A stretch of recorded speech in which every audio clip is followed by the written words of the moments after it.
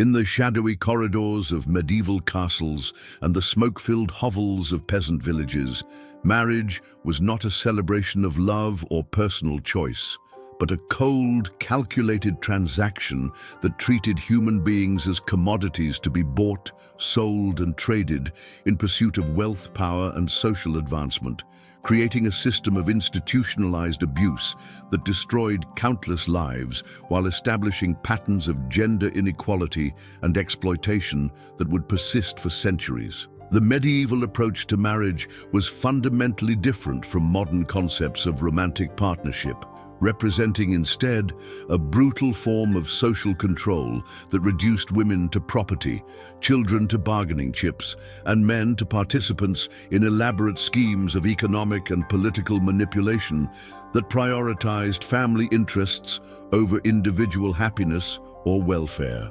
The practice of arranged marriages in medieval society was not merely a cultural preference, but a systematic method of social engineering that allowed powerful families to consolidate wealth, forge political alliances, and maintain class distinctions through carefully orchestrated unions that treated the participants as pawns in larger games of power and influence.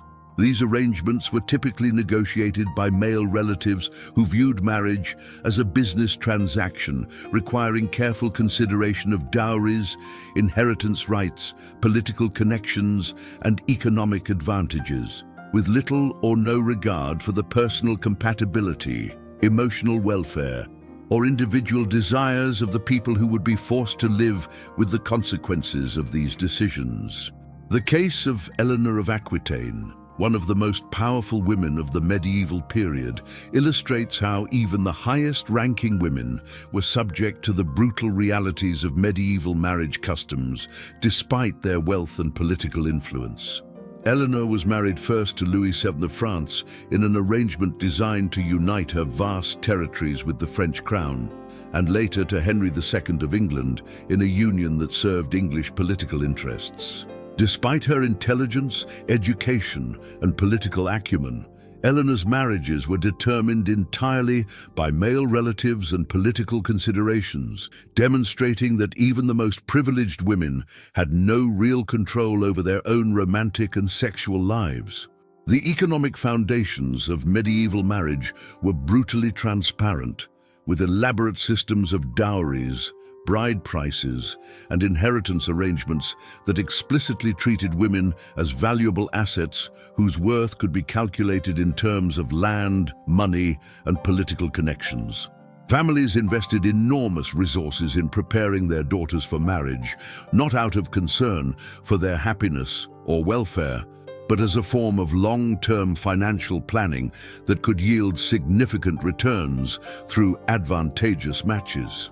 The dowry system created a marketplace for women where their value was determined by their family's wealth, their physical attractiveness, and their reproductive potential rather than their intelligence, character, or personal qualities.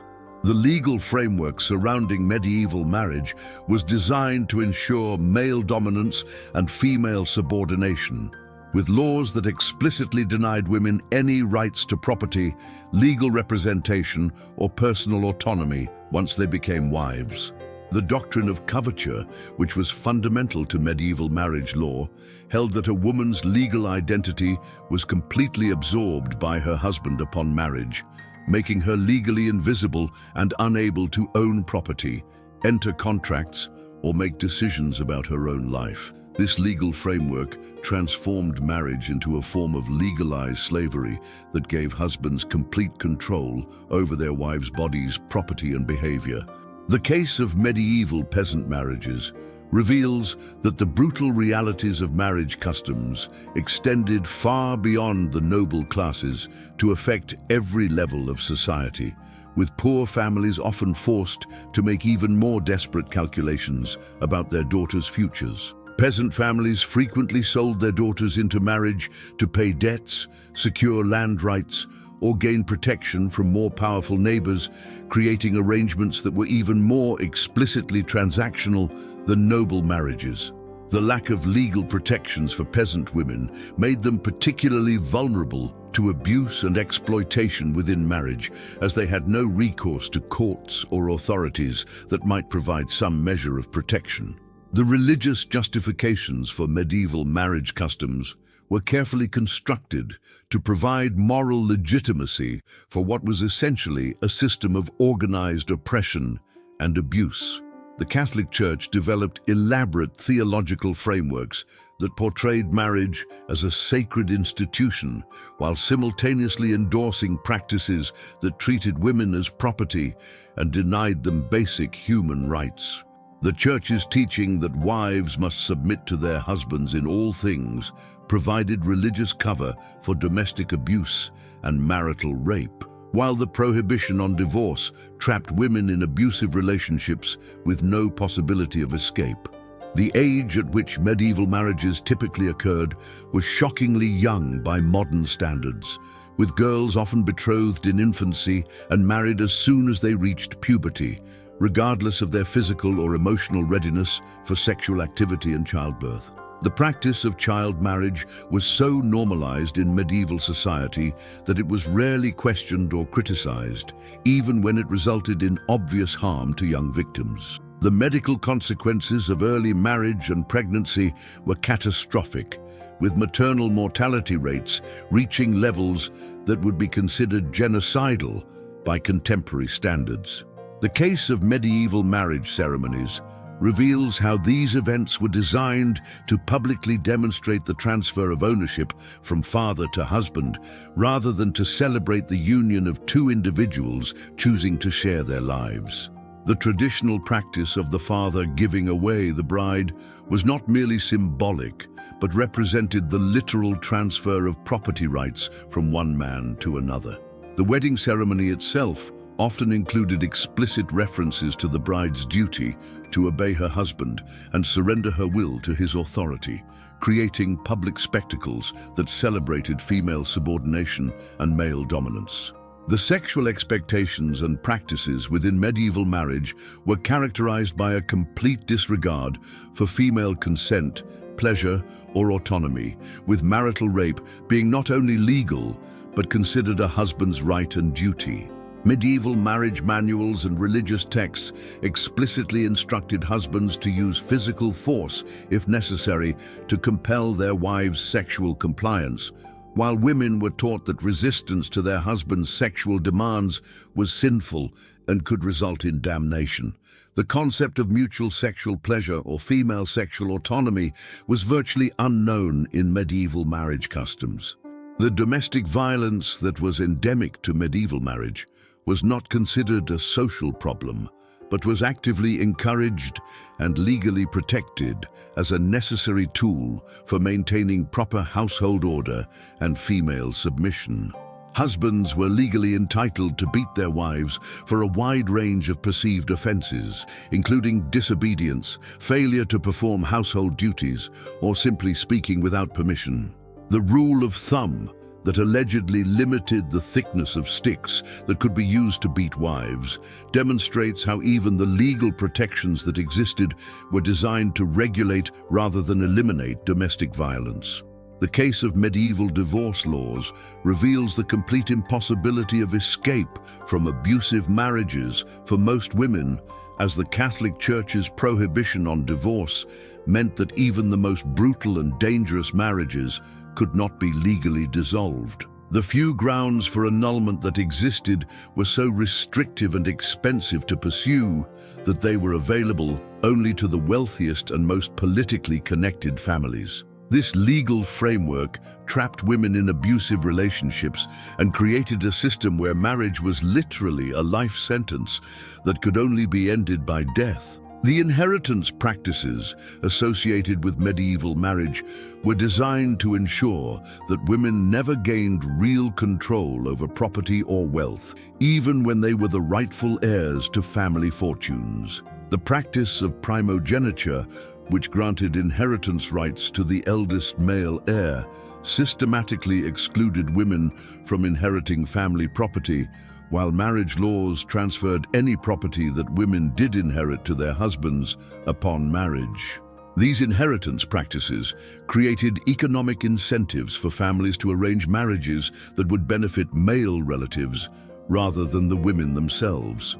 The social isolation that characterized many medieval marriages was deliberately designed to prevent women from developing relationships or support networks that might challenge their husband's authority or provide alternatives to their domestic situations.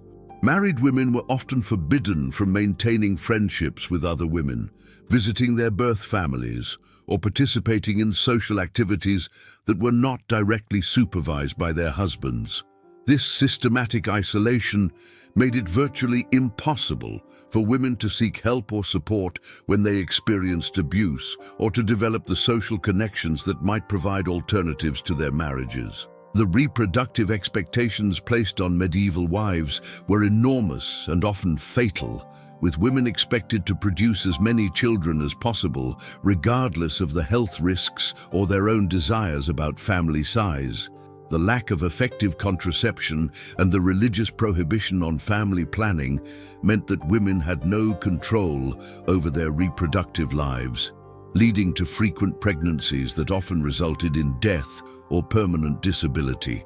The high rates of maternal and infant mortality in medieval society were directly attributable to these reproductive expectations and the complete disregard for women's health and welfare. The case of medieval widowhood reveals how even the death of an abusive husband did not necessarily provide freedom for women, as widows were often forced into new marriages by male relatives who wanted to maintain control over their property and inheritance rights.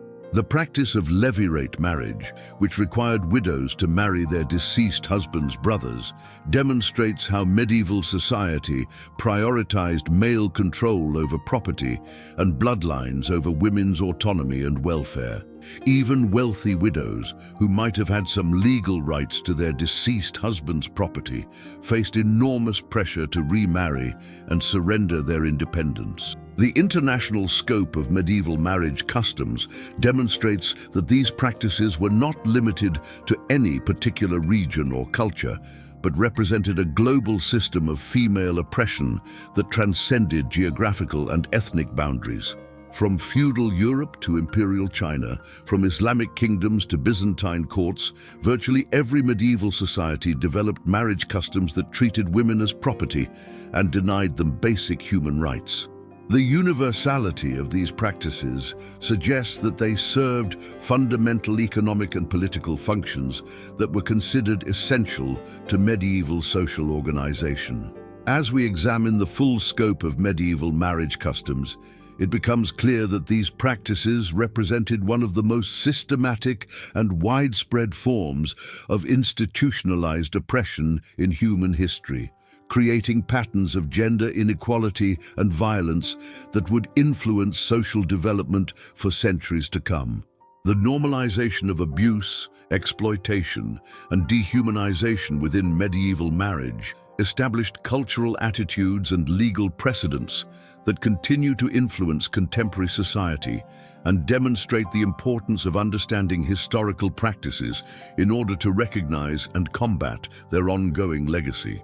The medieval marriage market operated as a sophisticated system of human trafficking that transformed women into commodities whose value fluctuated based on their age, beauty, fertility, family connections, and dowry potential, creating elaborate networks of brokers, negotiators, and intermediaries who specialized in the buying and selling of human beings under the respectable guise of matrimonial arrangement.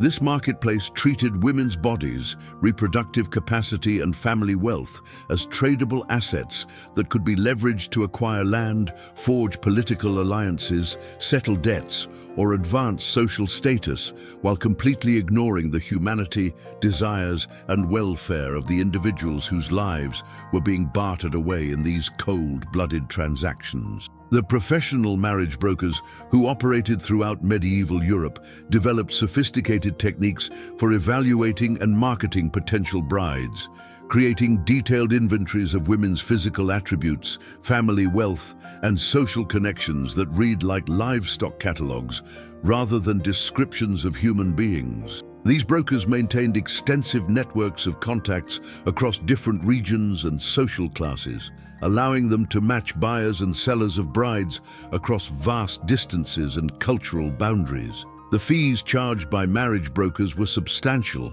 reflecting the enormous profits that could be made from the systematic trafficking of women for matrimonial purposes. The case of the medieval dowry system reveals how families were forced to accumulate enormous wealth simply to dispose of their daughters in marriage, creating economic pressures that could bankrupt entire households and force families into debt for generations. The escalating dowry inflation that characterized late medieval society meant that families with multiple daughters faced financial ruin, as the cost of providing adequate dowries could exceed the family's entire wealth. This economic pressure led to desperate measures, including the selling of family property, borrowing at usurious rates, and even the abandonment or murder of daughters who could not be provided with sufficient dowries.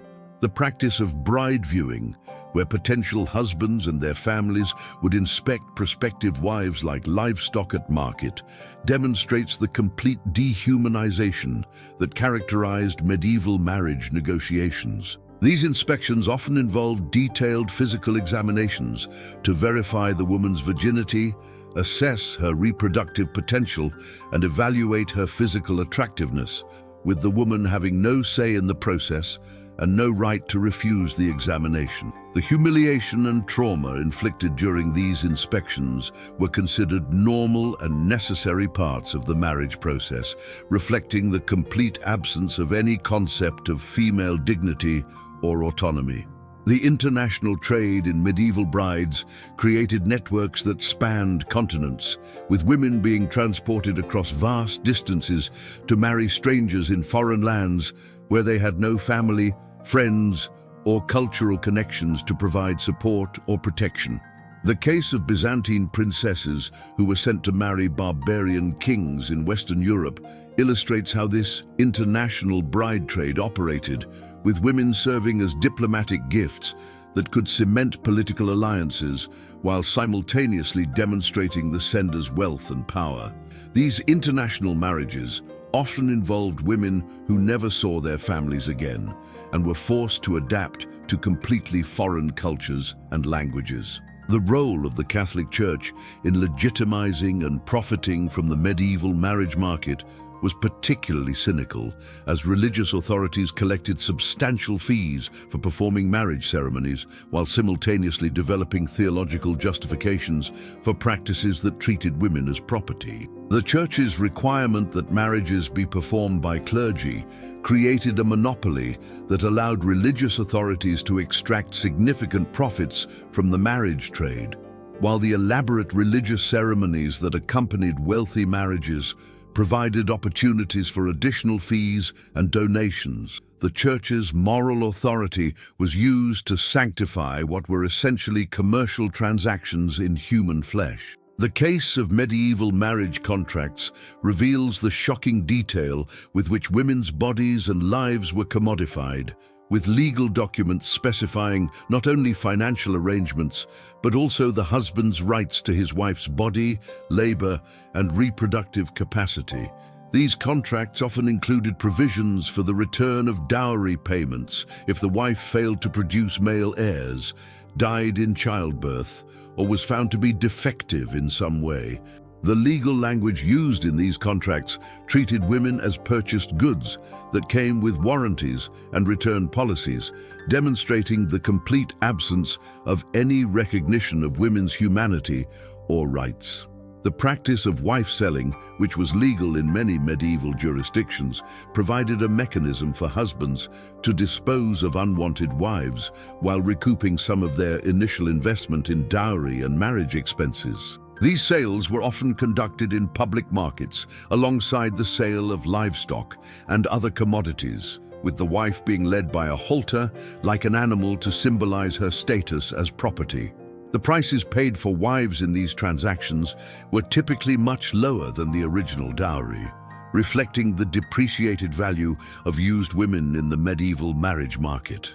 The development of specialized marriage markets in major medieval cities created centralized locations where families could display their daughters for inspection by potential buyers, much like modern commodity exchanges. These markets operated on specific days and followed established protocols for the presentation and evaluation of potential brides, with professional auctioneers and brokers facilitating the transactions. The existence of these formal markets demonstrates how thoroughly the trafficking of women had been institutionalized and commercialized in medieval society. The case of medieval Jewish marriage customs reveals how even minority communities that faced persecution and discrimination developed their own versions of the marriage marketplace that replicated the broader society's treatment of women as commodities. The Jewish practice of ketubah contracts, while providing some financial protections for women, still fundamentally treated marriage as a commercial transaction where women's value was calculated in monetary terms. The elaborate negotiations that surrounded Jewish marriages often involved the same kinds of financial calculations and family politics that characterized Christian marriages.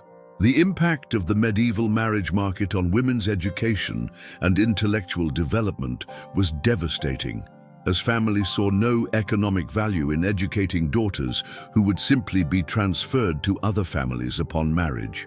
The systematic denial of education to women was justified by the argument that intellectual development would make them less attractive to potential husbands and might encourage them to question their subordinate status. This educational deprivation ensured that women remained dependent and vulnerable, making them easier to control and exploit within the marriage system. The seasonal patterns of the medieval marriage market reflected the agricultural cycles that dominated medieval life, with most marriages occurring during specific times of year, when families had cash from harvest sales and could afford the expenses associated with weddings and dowry payments. The timing of marriages was often determined by economic considerations rather than personal preferences, with families waiting for favorable market conditions before attempting to dispose of their daughters. These seasonal patterns created periods of intense competition among families, trying to arrange marriages for their daughters. The case of medieval Islamic marriage practices demonstrates how different religious traditions developed their own variations of the marriage marketplace, while maintaining the fundamental principle that women were commodities to be bought and sold. The Islamic practice of mahar, or bride price, created a system where husbands purchased their wives directly from their families, with the price reflecting the woman's perceived value in terms of beauty, family status, and reproductive potential. The temporary marriage contracts that were permitted in some Islamic traditions further commodified women by allowing them to be rented for specific periods rather than purchased outright. The role of physical violence in enforcing the medieval marriage market was systematic and legally sanctioned, with husbands having the right to use force to compel their wives' compliance with their new roles as property. The legal doctrine that wives could be beaten for disobedience was not merely tolerated, but actively encouraged as a necessary tool for maintaining the marriage system. The threat of violence served to discourage women from resisting their commodification and ensured that they would accept their status as purchased goods. The inheritance laws that governed medieval marriage were designed to ensure that women never gained real ownership of the wealth that was used to purchase them, with complex legal mechanisms that transferred property from fathers to husbands while bypassing the women themselves entirely. The practice of entailment, which restricted inheritance to male heirs, ensured that family wealth remained under male control even when women were the direct descendants of the original owners. These inheritance laws created additional incentives for the marriage market by ensuring that wealthy families could only preserve their fortunes by carefully controlling their daughters' marriages. The psychological impact of being treated as a commodity in the medieval marriage market was profound and lasting, with many women developing what modern psychology would recognize as learned helplessness and complex trauma responses. The systematic dehumanization that characterized the marriage process taught women that they had no value beyond their utility to men and no rights that deserved respect or protection. The internalization of these messages created generations of women who accepted their subordinate status and passed these attitudes on to their own daughters. The case of medieval merchant families reveals how the marriage market operated differently across social classes, with wealthy merchant families using marriage alliances to expand their business networks and gain access to new markets. The daughters of successful merchants were often married to the sons of noble families in arrangements that traded wealth for social status, while merchant sons married into established trading families to gain access to commercial networks and expertise.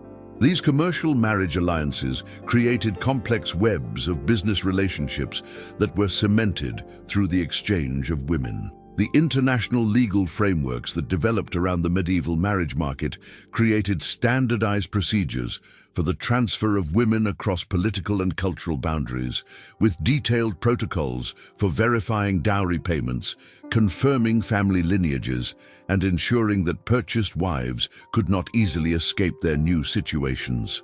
These legal frameworks provided a veneer of legitimacy to what was essentially an international trafficking operation, making it virtually impossible for women to seek legal protection or challenge their treatment as commodities. The economic calculations that drove the medieval marriage market were often brutally explicit, with families maintaining detailed records of the costs and benefits associated with different marriage arrangements. These calculations included not only immediate dowry payments and wedding expenses, but also long-term projections of the economic benefits that could be gained through strategic alliances and inheritance arrangements. The systematic nature of these economic calculations demonstrates how thoroughly the humanity of women had been reduced to financial considerations. As we examine the full scope of the medieval marriage marketplace, it becomes clear that this system represented one of the most sophisticated and widespread forms of human trafficking in history, creating economic incentives and social structures that facilitated the systematic exploitation of women while providing legal and religious justifications for practices that treated human beings as commodities. The legacy of this marketplace continues to influence contemporary attitudes toward marriage, gender roles, and women's economic value, demonstrating the importance of understanding historical practices in order to recognize and combat their ongoing influence on modern society. The gradual transformation of medieval marriage customs from a system of institutionalized oppression to something resembling modern concepts of partnership and mutual consent was a slow, bloody, and often violent process that spanned centuries and required the courage of countless individuals who risked their lives, fortunes, and social standing to challenge deeply entrenched systems of power and control that had dominated human society for over a millennium. This transformation was not the result of sudden enlightenment or peaceful social evolution, but rather the product of sustained resistance, legal battles, religious reforms, and social upheavals that gradually eroded the foundations of the medieval marriage system while creating new possibilities for human dignity, individual choice, and gender equality. The Protestant Reformation of the 16th century created the first major crack in the medieval marriage system by challenging the Catholic Church's monopoly over marriage law and introducing radical new concepts about individual conscience, personal relationship with God, and the possibility of divorce under certain circumstances. Protestant reformers like Martin Luther and John Calvin argued that marriage was a civil contract rather than a religious sacrament, opening the door for secular authorities to regulate marriage and potentially provide protections for abused wives that had been impossible under Catholic canon law. However, these early Protestant reforms often replaced Catholic oppression with new forms of religious control that continued to deny women basic rights and autonomy. The case of Henry VIII's break with Rome over his desire to divorce Catherine of Aragon illustrates how political necessity could sometimes override religious tradition and create precedents for challenging the absolute authority of the Church over marriage. While Henry's motivations were entirely selfish and his treatment of his wives was often brutal, his establishment of royal supremacy over marriage law demonstrated that the supposedly divine and unchangeable nature of medieval marriage customs could be challenged by secular authority. This precedent would eventually be used by less powerful individuals to seek relief from abusive marriages. The rise of Renaissance humanism introduced revolutionary new ideas about individual worth, human dignity, and personal autonomy that fundamentally challenged the philosophical foundations of the medieval marriage system. Humanist scholars like Erasmus and Thomas More began to argue that human beings possessed inherent dignity and rights that could not be violated even by traditional authorities like fathers, husbands, or religious leaders. These ideas, while initially applied primarily to men, created intellectual frameworks that would eventually be extended to women and children, providing the theoretical foundation for challenging their treatment as property. The case of the English Civil War and its aftermath demonstrates how political upheavals could create opportunities for challenging traditional marriage customs and experimenting with new forms of social organization. The radical religious sects that emerged during this period, including the Quakers and various Puritan groups, developed marriage practices that emphasized mutual consent, spiritual equality between spouses, and the possibility of divorce for adultery or abandonment. While these experiments were often short-lived and faced violent suppression, they demonstrated that alternative approaches to marriage were possible and could function successfully. The development of common law marriage traditions in various European countries created alternative pathways to marriage that bypassed the elaborate commercial transactions and family negotiations that characterized formal medieval marriages. These informal marriage customs, while lacking legal protections, often provided greater personal autonomy and choice for individuals who could not afford the costs of formal marriages or who wished to escape family control over their romantic lives. The recognition of common law marriages by some legal systems represented a significant departure from medieval practices that required extensive family involvement and commercial negotiation. The case of the witch trials that swept through Europe and North America in the 16th and 17th centuries reveals how challenges to traditional gender roles and marriage customs could provoke violent backlash from authorities who saw any assertion of female independence as a threat to the social order. Many of the women who were accused of witchcraft were those who had challenged traditional marriage arrangements, refused to remarry after widowhood, or otherwise asserted their independence from male control. The systematic persecution of these women demonstrates the lengths to which traditional authorities would go to maintain the medieval marriage system.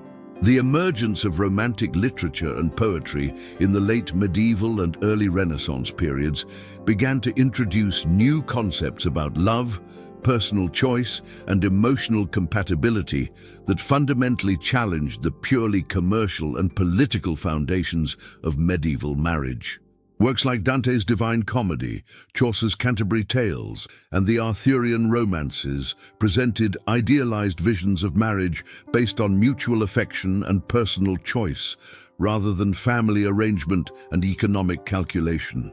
While these literary works often remained purely fictional, they helped to create new cultural expectations about marriage that would eventually influence actual practice. The case of the gradual legal reforms that occurred in various European countries during the early modern period demonstrates how sustained pressure from reformers, legal scholars, and social critics could slowly erode the most oppressive aspects of medieval marriage law. The introduction of legal protections against domestic violence, the recognition of women's property rights in some circumstances, and the expansion of grounds for divorce or annulment represented incremental but significant improvements in women's legal status. These reforms were often limited in scope and unevenly enforced, but they established important precedents for further change. The role of economic changes in undermining the medieval marriage system was profound, as the rise of commercial capitalism, urbanization, and wage labor created new opportunities for individual economic independence that made the traditional family-based economic arrangements less necessary. Women who could earn wages in textile production, domestic service, or other forms of labor gained some measure of economic autonomy that reduced their dependence on marriage for survival. The growth of cities also provided opportunities for escaping family control and traditional social expectations that had been impossible in rural agricultural communities. The case of the Enlightenment philosophers of the 17th and 18th centuries reveals how intellectual developments could provide powerful critiques of traditional marriage customs and propose alternative approaches based on reason, natural rights, and individual autonomy. Thinkers like John Locke, Mary Wollstonecraft, and John Stuart Mill developed systematic arguments against the treatment of women as property and proposed new models of marriage based on equality, mutual consent, and individual rights. These philosophical developments provided intellectual ammunition for legal and social reformers who sought to challenge traditional marriage practices. The impact of religious revival movements on marriage customs was complex and often contradictory, as some evangelical and pietist movements emphasized spiritual equality between men and women, while others reinforced traditional gender roles and male authority. The Quaker tradition, in particular, developed marriage practices that emphasized mutual consent, spiritual partnership, and the possibility of divorce for serious misconduct, creating alternative models that challenged traditional approaches. However, other religious movements used emotional appeals to reinforce traditional marriage customs and resist social change. The case of the American Revolution and its aftermath demonstrates how political revolutions could create opportunities for challenging traditional social institutions, including marriage customs. The revolutionary emphasis on individual rights, consent of the governed, and equality before the law provided intellectual frameworks that could be applied to marriage and family relationships. Some American states introduced legal reforms that expanded women's property rights, simplified divorce procedures, and provided greater protections against domestic violence, though these changes were often limited and faced significant resistance. The role of women's resistance movements in challenging medieval marriage customs was crucial but often hidden from historical records, as women who openly challenged traditional arrangements faced severe punishment and social ostracism. However, evidence exists of women's networks that provided support for abused wives, helped women escape violent marriages, and preserved alternative models of female independence and autonomy. These underground resistance movements played a crucial role in maintaining alternative visions of women's possibilities and providing practical support for those who sought to escape traditional marriage arrangements. The case of the gradual changes in inheritance law that occurred during the early modern period demonstrates how legal reforms could slowly undermine the economic foundations of the medieval marriage system. The introduction of more flexible inheritance arrangements, the recognition of women's property rights in some circumstances, and the development of trust and estate mechanisms that could protect women's interests represented significant departures from medieval practices.